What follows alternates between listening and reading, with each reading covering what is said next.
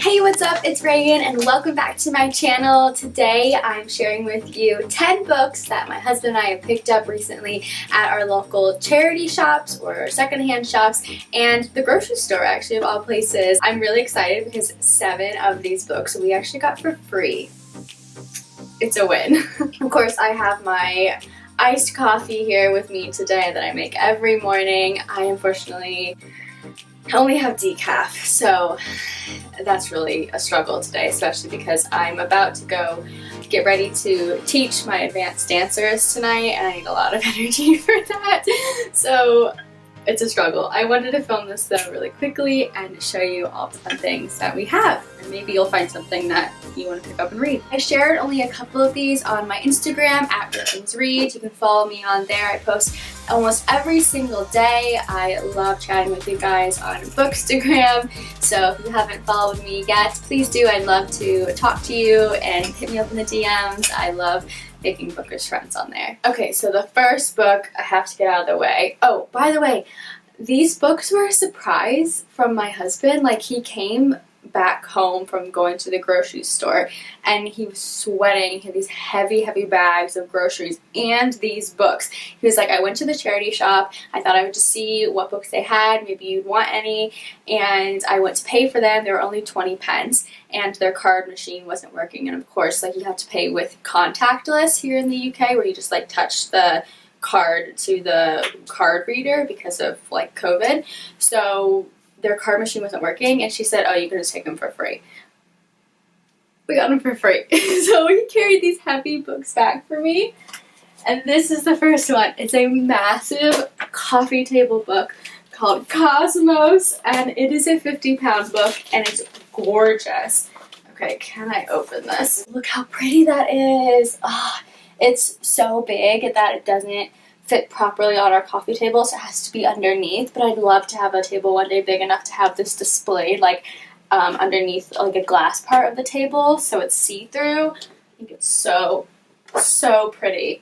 So yeah, he carried this big book back with all of these other ones. And then the next book he brought back for me is another big chunky coffee table book, the 50th anniversary commemorative edition of World War II.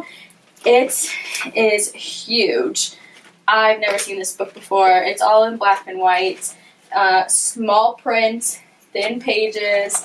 It is chunky. We both love studying World War II and learning more about that time period and how it impacts everyone today. So it's something that I would like to read just kind of over time, I think, with coffee table books. Like, whenever you have a moment, you're just sitting down in your living room, just like flipping through some coffee table books, I think is a good way to go through them, because I don't think I'm ever going to just sit down and read this like a proper book. So let me know what you guys do with your coffee table books. Are they just decor, or do you actually read them? Next, he brought back You Were Made for This by Michelle Sachs. This is an adult thriller book. It's about a wife and a husband and their child who seem to have the perfect life. Yeah, they're living in the Swedish woods. They're away from New York City.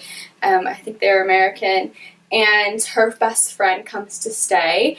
And from there, things kick off. Like, they don't have the perfect life, and it's trying to keep their secrets intact. So I think I'm going to read this in October. I'm putting together a thrilling, spooky-ish reading list for the month of October, which I've never done before. I don't read thrillers or spooky books very much. I've only ever read YA thrilling books. They're pretty predictable, so I'm going for something a little bit more intense. Yes, so I'm putting this on the list. Haven't heard anything about it. I like the cover a lot. Yeah, so let me know if you've read this one or have any thrilling recommendations for me. Nothing like Stephen King. I can't do horror. Cannot do that. I don't watch horror movies, nothing like that. But thrilling, I think I can do thrilling. Okay, this one is Us by David Nichols. He wrote the book One Day, which is one of my all-time favorite films ever. I love that movie. Because I love the movie so much, I know this is backwards, I haven't read the book. I don't want my experience of the film to be, like, I don't want to lose all my love for the film if I like the book better, or if I don't like the book, I like the film better. It'll just leave a bad taste in my mouth, and I would just rather enjoy the film for what it is. So I haven't read One Day. But I have heard great things about Us, and it won the Man Booker Prize in 2014. This doesn't have a dust jacket, so I don't think it came with one, because you can see the price is printed onto the book itself. So I don't know very much about this book. I only know that it revolves around a married couple whose marriage is kind of falling apart, and the husband books a family holiday one last time for his wife, himself, and their kid who is moving out of the house, and his plan is to make her fall in love with him all over again. I don't know if this is going to be sweet or sad. I really don't know. I haven't read a lot of reviews on it, but I am excited to read this because I love One Day so much. Next up is a really heavy book in fabulous condition that was free once again, and it's called Midwife, the Illustrated Edition. It's so pretty. It's by Jennifer Worth, and even the hardbound is very pretty.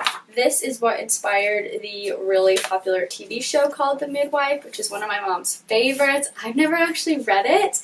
I don't know why. It just didn't strike me as like super gripping, but I think it's really bingeable. And now that I have this book and I've flipped through it, it seems really interesting. It's like seriously such a high quality book. All the photos are really nice. The paper feels really nice.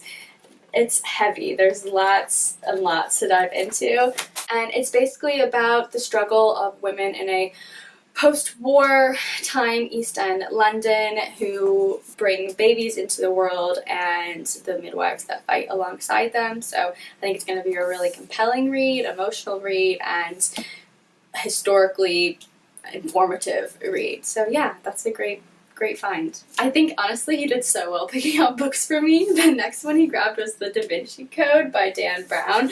There's no dust jacket, but it was free. I can't complain. It's not torn apart. It's also like kind of floppy, which is really rare for a hardback, so I love that. I have not watched the movie. I know that's crazy. I've always wanted to, but I've never sat down and watched it. I need to make my husband watch it with me before I read this book. Or should I read the book first? Maybe I'll read the book first.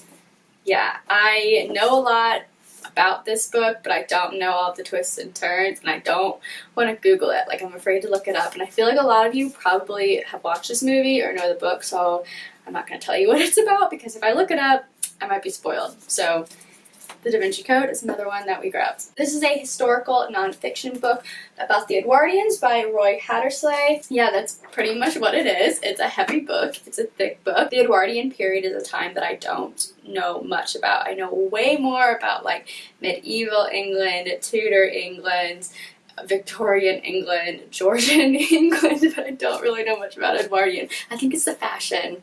I don't really like Edwardian fashion, so I tend to gravitate towards different time periods, but I would like to learn more about it, and he knows that I love history and English history in particular, so yeah, another great book that he grabbed for me. Next up I have The Cartesian Daughter by Louis de Bernays, and I'm not sure if I'm going to like this book, to be honest. It's really short, so I need to give it a go, but it takes place in London in the 1970s, and it's about a married man who's unhappy in his marriage, and he meets a woman who he thinks is a prostitute or hooker and invites her into his car, and she's not, but she just like goes along with it, and it develops into an unlikely love, it says. That's not really something that I would normally read about. It just feels icky, but maybe it's a good book. It says that it's captivating and compelling, a masterpiece is what the Independent said, so I mean that's a really big praise. So I'm not sure. If you read this book, let me know. I've never heard of it before. Okay, next up we went to Sainsburys, and I have struggled to say that word for so long. It's a grocery store chain here in the UK, and it looks like Sainsbury's. So when I first came up here being American, I kept calling it Sainsburys, but it's like Sainsburys. I struggled to say it so much. My husband's like, oh my gosh, yeah. So anyway, Sainsburys, that's not right. Anyway, it's a grocery store, and they have a book aisle and like a homeware section that's like similar to Walmart or Target, kind of like somewhere in the middle in terms of like quality of homeware stuff and what that stuff looks like, I guess.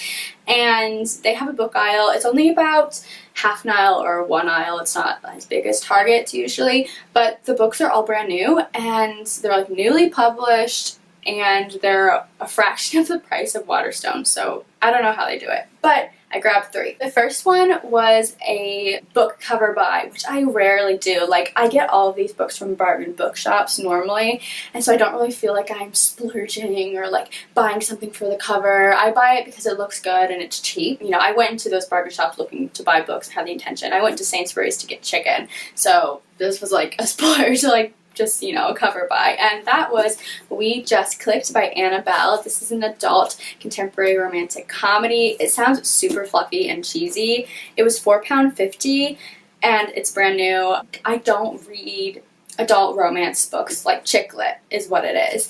I don't really read chick lit. I've read one book, which was Roomies, and I really liked that book. I read it as an audio like 3 years ago. For some reason, this cover was just like so aesthetically pleasing and it just sounded fun. It's about a girl who meets this guy and she wants to become Instagram famous, and so they pretend to have a relationship on Instagram and everyone loves them and they become like really popular and big on social media, but then she meets someone who she actually has feelings for and she is conflicted on what to do because obviously if she's with this guy, then her social media, it might go away. And yeah, classic chick lit dilemma, I know, but I just thought it sounded cute. And when I'm reading a bunch of like heavy historical fiction or, you know, world building and fantasy, it's something that I can just read in a day. So that's the first one. Then I grabbed the newest book in the Giordano Bruno series by S.J. Paris, Execution. I have Heresy, Prophecy, and Treachery right here in paperback, which I hauled in a recent bargain book haul. I really want to read this series. I know that this is hardback and these are paperback, but this is £15 in Waterstone and we got this for £8 in Sainsburys. Don't know why. So we just grabbed it. So this is a historical fiction series about a real man, Giordano Bruno, who was burned at the stake for heresy back in the Elizabethan era. So this series follows his time as a detective for Queen Elizabeth I, and seeing this blurb, Two Queens, One Throne, Conspiracy to Murder, it makes me think that it's about Mary Queen of Scots and Queen Elizabeth I fighting for that throne. Yeah, I don't know, I love the covers. I think they're so pretty. And then the very last book that we grabbed is one my husband picked out for himself, so I'm going to let him read it first and then I might read it. And it's Sisley 43 by James Holland. This is a heavy book. It's £25 in Waterstone. Again, £8 at Sainsburys, at least the one we went to, so check it out. Go to Sainsburys if you want to find some cheap books. This is about the Allied assault on Sisley in 1943, and I don't really know much about it. I studied World War II a lot in college and university, but specifically this assault I don't remember talking about, but apparently it changed how the war was going for the Allies and really made an impact. So this campaign was really important and I'd love to study it. There's lots of photos, it's thin pages and tiny text, so yeah, it's a chunkster. Anyway, I hope that you enjoyed this mini little recent book haul. Make sure to hit that subscribe button and that bell icon so you know when I upload new videos every Sunday, Wednesday, and Friday here on my channel. Okay, now I need to stretch really quickly and rush to the studio to get teaching, and I will see you next time. Bye!